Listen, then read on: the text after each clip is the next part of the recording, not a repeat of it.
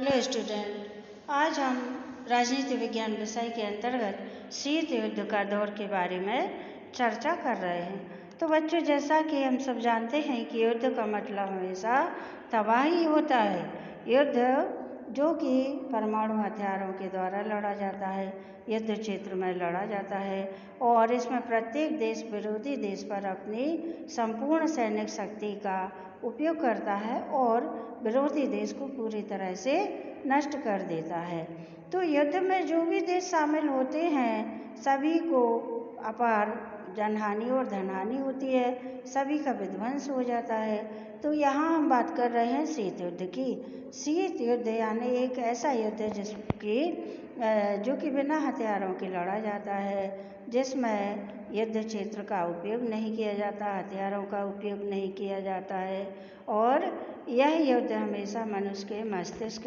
या मनुष्य के विचारों द्वारा लड़ा जाता है। जब एक देश का दूसरे देश के प्रति व्यवहार कटुतापूर्ण हो जाए या दोनों देश एक दूसरे के प्रति तनावपूर्ण स्थिति में रहें या दोनों को एक दूसरे की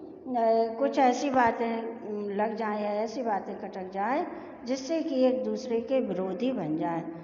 और उस समय ऐसी परिस्थिति में ना हो कि परमाणु हथियारों का उपयोग किया जाए, तो उस समय जो विचारों के द्वारा या जो अन्य चालें हैं जिसको कहा जाता है कूटनीतिक चालें, उनके द्वारा जो एक दूसरे देश की शक्तियों पर जो संतुलन स्थापित करने का प्रयास किया जाता है उसे शीत युद्ध बोला जाता है। ठीक है, तो हमारे एक राजनीतिज्ञ हैं D.F. फ्लेमिंग, उन्होंने कहा था शीत युद्ध एक ऐसा युद्ध है जो कि युद्ध क्षेत्र में नहीं बल्कि मनुष्य के मस्तिष्क में लड़ा जाता है और इसके द्वारा विरोधी देश के विचारों पर नियंत्रण स्थापित किया जाता है। तो जैसा कि अभी हमने बताया कि शीत युद्ध एक कूटनीतिक युद्ध होता है जिसमें प्रत्येक देश दूसरे देश के खिलाफ में तरह तरह की चालें चलता है। इनमें रेडियो प्रसारण है, अंतर्राष्ट्रीय मंच है, प्रेस विज्ञप्ति है, भाषण है, ठीक है, और विरोधी प्रचार है। इनके द्वारा सामने वाले देश की शक्तियों को नियंत्रित करने का प्रयास किया जाता है। तो बच्चों, हम देख रहे हैं कि शीत युद्ध की शुरुआत आखिर कैसे हुई। तो द्वितीय विश्व युद्ध जब चल रहा था, जो कि सन 1939 से लेकर 1945 के बीच का समय द्वितीय विश्व युद्ध का समय माना जाता है। तो द्वितीय विश्व युद्ध में विश्व की लगभग सभी महत्वपूर्ण शक्तियों ने भाग लिया था, यानी सभी एक दूसरे के खिलाफ युद्ध में शामिल हुए थे। उस समय क्या हुआ था कि कुछ जगह ऐसा हुआ था कि अमेरिका ने सोवियत संघ को मित्रता के रूप में सहारा दिया था। सोवियत संघ पर किसी देश ने हमला किया तो अमेरिका ने उसका सहारा दिया था, और कहीं जब अमेरिका पर किसी देश ने हमला किया तो सोवियत रूस ने अमेरिका को सहारा दिया था। तो अमेरिका और सोवियत रूस दोनों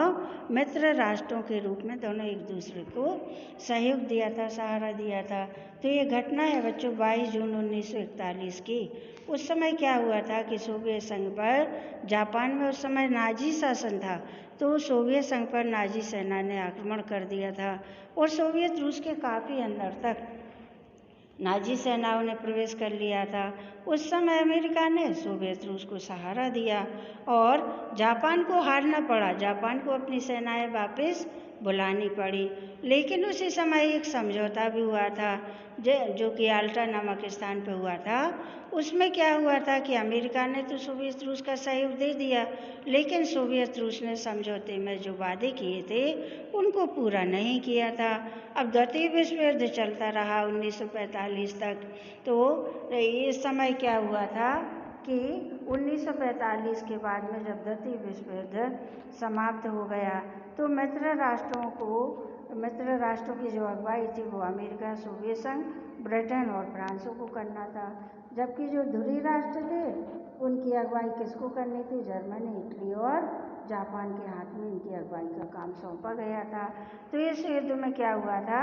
कि विश्व के सभी देश शामिल थे और ये केवल यूरोप में ही नहीं था, यूरोप के बाहर के जो महाद्वीप है, दक्षिण पूर्व एशिया महाद्वीप है, चीन है, बर्मा है जिसको हम म्यांमार के नाम से जानते हैं, तो और भारत के पूर्व उत्तर के भागों में द्वितीय विश्व युद्ध की ज्वाला उस समय भड़क रही थी। ठीक है, तो द्वितीय विश्व युद्ध जो था ये प्रथम विश्व युद्ध से भी काफ़ी विनाशकारी था। प्रथम विश्व युद्ध 1914 से शुरू होकर 1918 तक चला था। तो द्वितीय विश्व युद्ध प्रथम विश्व युद्ध से भी ज़्यादा विध्वंसक नतीजे लेके आया था, जिसकी हानि इसमें शामिल सभी देशों को उठानी पड़ी थी। ठीक है बच्चों, तो यहाँ हम देख रहे हैं कि द्वितीय विश्व युद्ध की समाप्ति से ही शीत युद्ध की शुरुआत हो गई थी। तो इसके चलते क्या हुआ कि जब द्वितीय विश्व युद्ध समापन पर था तो उस समय अगस्त 1945 6 अगस्त 1945 को अमेरिका ने जापान के जो शहर हैं तो 6 अगस्त को हिरोशिमा और 9 अगस्त को नागासाकी पर अपने परमाणु बम गिराए। और ये परमाणु बम इतने अधिक शक्तिशाली थे कि इनसे ये दोनों शहर पूरी तरह से तबाह हो गए थे और जापान को घुटने टेकने पड़े, यानी जापान को परास्त होना पड़ा और इन दोनों महाशक्तियों के सामने झुकना पड़ा। अमेरिका ने बदला लिया था जापान से, क्योंकि जापान ने सोवियत रूस पर आक्रमण किया था। तो अमेरिका ने सोवियत रूस को अपनी मित्रता का परिचय देते हुए जापान के 2 शहरों को तबाह कर दिया था। लेकिन जब द्वितीय विश्व युद्ध समापन पर था उस समय जापान को पूरी तरह से तबाह करना, तो अमेरिका के जो आलोचक हैं वो मानते हैं कि जब अमेरिका को ये मालूम था कि जापान तो अब अमेरिका और सोवियत रूस के सामने घुटने टेकने वाला है, यानी झुकने वाला है, उस समय फिर अमेरिका ने जापान पर क्यों अपने परमाणु बम गिराए, ये आवश्यक नहीं था। लेकिन कुछ जो समर्थक हैं वो ये मानते हैं कि अमेरिका ने जो जापान पर परमाणु बम गिराए, तो परमाणु बम गिराने का अमेरिका का ये लक्ष्य था कि वह सोवियत रूस के बढ़ते हुए प्रसार को रोकना चाहता था। किसी तरह से अमेरिका सोवियत रूस के सामने युद्ध के लिए खड़ा तो नहीं होना चाहता था, लेकिन अपनी अन्य कार्यवाही के द्वारा या अन्य गतिविधियों के द्वारा अपनी सैनिक शक्ति का परिचय सोवियत संघ के सामने ये देना चाहता था। तो जब जापान ने सोवियत पर आक्रमण किया और सोवियत लगभग हारने वाला था, उस समय अमेरिका ने सोवियत को सहारा दिया और जापान को अपनी सेनाएं वापस बुलानी पड़ी। लेकिन जब सोवियत रूस ने अपने वायदे को पूरा नहीं किया तो अमेरिका ने उन वायदों को याद दिलाने के लिए जब द्वितीय विश्व युद्ध समापन की ओर था तो उस समय 9 अगस्त और 6 अगस्त को अमेरिका ने जापान पर परमाणु बम गिराए और इनको गिराने का मकसद ये था कि अमेरिका सोवियत रूस के बढ़ते हुए प्रसार को रोकना चाहता था और किसी तरह से सोवियत की सैन्य शक्ति को नियंत्रित करना चाहता था, क्योंकि सोवियत रूस पश्चिमी देशों की तरफ अपनी साम्यवादी विचारधारा को फैलाता जा रहा था। ठीक है, तो क्या हुआ, इसका नतीजा तो ये हुआ कि विश्व की राजनीति पर अन्य जो देश थे अब वो तो शक्तिहीन देश कहलाए और वो शांत होकर बैठ गए, क्योंकि उनके पास अब इतना सैन्य बल नहीं रहा था कि वो मतलब किसी अन्य देश को ललकार सके। तो इसका नतीजा ये हुआ कि द्वितीय विश्व युद्ध का तो समापन हो गया, लेकिन द्वितीय विश्व युद्ध के बाद विश्व की जो राजनीति थी उस पर 2 महाशक्तियाँ का उदय हो गया, यानी 2 महाशक्तियाँ का नाम सामने आने लगा। वो कौन कौन सी थी? पूर्व में जो महाशक्ति थी वो थी सोवियत रूस और जो पश्चिम की जो महाशक्ति थी वो थी अमेरिका। और दोनों ही महाशक्तियाँ अपने अपने सैन्य गठबंधन को बढ़ाने के लिए, अपनी सैन्य क्षमता को बढ़ाने के लिए अन्य देशों के साथ में शामिल होकर जो समझौते कर रही थी वो नाटो और सीटो नामक सैन्य गठबंधन अमेरिका ने बनाए। तो इसके जवाबी कार्रवाई में सोवियत रूस ने पूर्वी राष्ट्रों को अपने पक्ष में मिला के, अपने गठ में मिला के या गुट में मिला के वार्सा नामक पैक्ट बनाया था, वार्सा संधि संगठन बनाया था। तो इस तरह से दोनों महाशक्तियाँ अपनी अपनी क्षमता को बढ़ा रही थी और अब देख रहे थे कि जर्मनी और जापान द्वितीय विश्व युद्ध में हार चुके थे और यूरोप तथा विश्व के अन्य राष्ट्र थे वह द्वितीय विश्व युद्ध से इतने अधिक आर्थिक स्थिति और उनकी सैनिक क्षमता इतनी उनकी हो गई थी कि अब वे शक्ति शून्य की स्थिति पर आ गए थे। ठीक है, और अब अमेरिका और सोवियत रूसी विश्व की सबसे बड़ी शक्तियां रह गई थी। इन दोनों के पास इतनी अधिक सैन्य क्षमता थी, अभी भी द्वितीय विश्व युद्ध के बाद इनके पास इतनी अधिक शक्ति थी कि ये विश्व की किसी भी घटना को ये अकेले देश ही प्रभावित कर सकती थी, यानी अभी भी विश्व के किसी भी देश को ये परास्त कर सकती थी। लेकिन दोनों एक दूसरे को इस शक्ति को नियंत्रित करने के लिए एक दूसरे की सैनिक क्षमता को आगे बढ़ने से रोकने के लिए जो एक दूसरे के खिलाफ जो गतिविधियां कर रहे थे या एक दूसरे के खिलाफ जो कार्यवाही कर रहे थे, तो उसको शीत युद्ध का नाम दिया जाता है। ठीक है, क्योंकि अब आगे और परमाणु बम से युद्ध लड़ना किसी के बस की बात नहीं थी। सारे देश जो थे या सारे राष्ट्र थे, अब वो शक्ति शून्य की स्थिति में आ चुके थे। उस समय केवल 2 महाशक्तियां थीं जो कि आमने सामने थीं और दोनों ही एक दूसरे को प्रतिद्वंद्विता में पीछे छोड़ देने की होड़ में लगी हुई थी। तो दोनों की कार्यवाही या गतिविधियां इस तरह से हो रही थी कि सामने वाले विरोधी देश को पीछे करके आगे निकलने की होड़ लगी हुई थी। ठीक है, तो इससे क्या हुआ कि दोनों महाशक्तियां एक दूसरे को अभी भी चाहें तो नष्ट कर सकती थी, लेकिन एक दूसरे के आमने सामने खड़े न होकर एक दूसरे को अन्य कूटनीतिक चालों से जो पीछे करने की जो होड़ लगी हुई थी, वह शीत युद्ध का दौर या शीत युद्ध का समय कहलाता है। ठीक है, तो उस समय क्या हुआ था कि चाहे इसका राजनीतिक फायदा कुछ भी ना निकले, लेकिन क्या है इससे कि द्वितीय विश्व युद्ध में जो विध्वंस हुआ था, तो उसको कोई भी देश न्याय संगत नहीं ठहरा रहा था, उसको कोई भी देश अच्छा साबित नहीं कर रहा था। उस समय ये था कि कुछ देश तो आमने सामने आए थे, लेकिन कुछ देश ऐसे थे जिनको मजबूरी में युद्ध में शामिल होना पड़ा था। ठीक है, तो परमाणु युद्ध का जो सूरत थी उसमें दोनों पक्षों को इतना नुकसान उठाना पड़ेगा कि अगर द्वितीय विश्व युद्ध के बाद में इनमें युद्ध हुआ तो उस समय ये तय करना मुश्किल हो जाएगा कि इनमें विजेता कौन सा देश है और परास्त कौन सा देश हुआ है, क्योंकि दोनों देशों को जो नुकसान होगा वह नुकसान एक सीमा से बाहर होगा। ठीक है, तो और अगर कोई अपने शत्रु पर आक्रमण करके उसके परमाणु हथियारों को नाकाम करने की कोशिश करता है, यानी दोनों में से एक दूसरे पर कोई आक्रमण करता है और उसके परमाणु हथियारों को निष्फल करने की कोशिश करता है, तो भी निष्फल होने के बाद भी इतने परमाणु हथियार तो दोनों देशों के पास बच ही जाते हैं कि दोनों फिर भी एक दूसरे को बर्बाद कर सकते हैं। ठीक है, तो इस परिस्थिति से निपटने के लिए दोनों देशों ने क्या किया कि अन्य गतिविधियों के द्वारा एक दूसरे की शक्ति को संतुलित या सीमित करने के जो प्रयास किए, तो उसे कहा जाता है अवरोध। अवरोध यानी बढ़ती हुई शक्ति को रोकना और संतुलित करना, तो इसे अवरोध की स्थिति कहा गया। और दोनों ही पक्षों के पास एक दूसरे के मुकाबले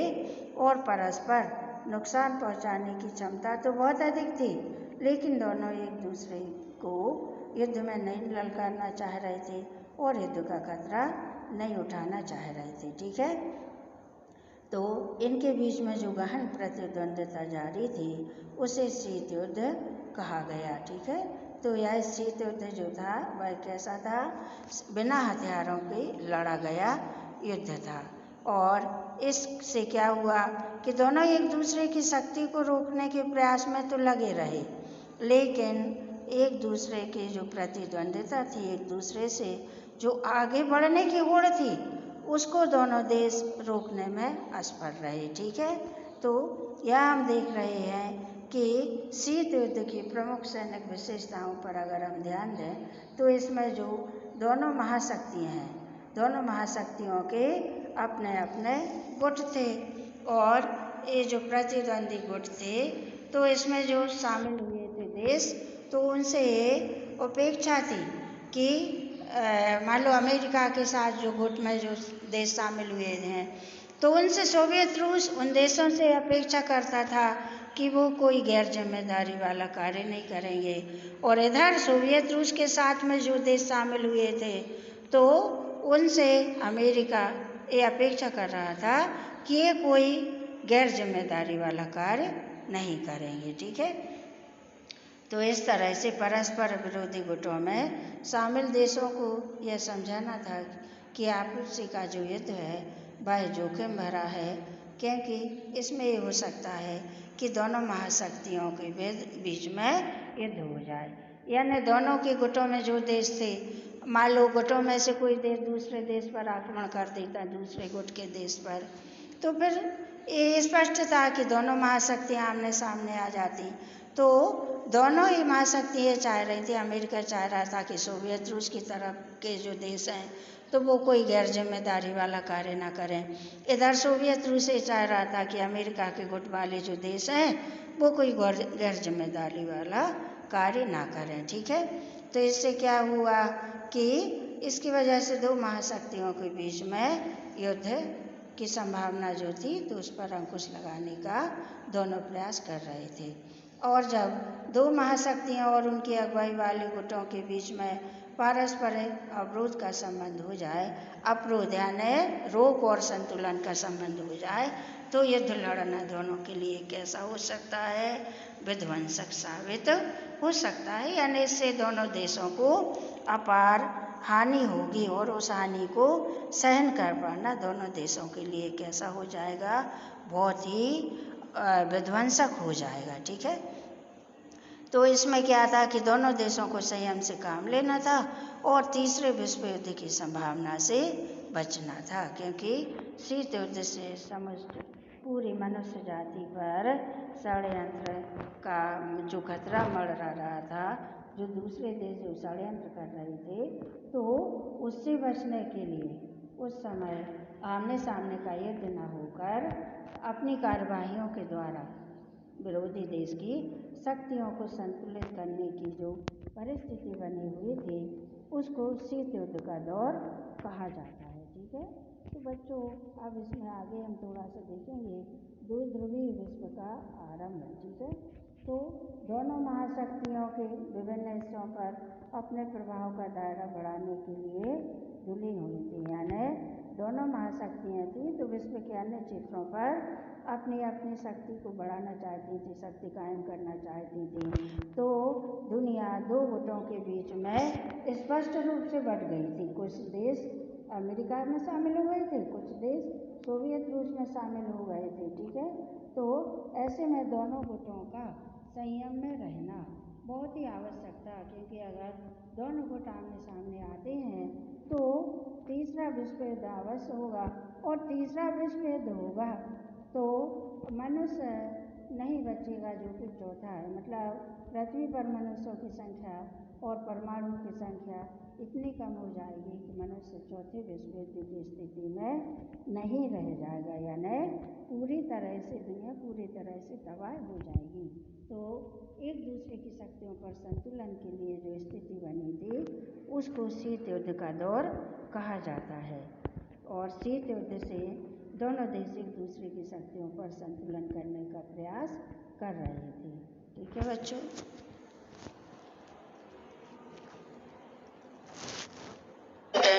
हम शीत युद्ध का अध्ययन कर रहे हैं।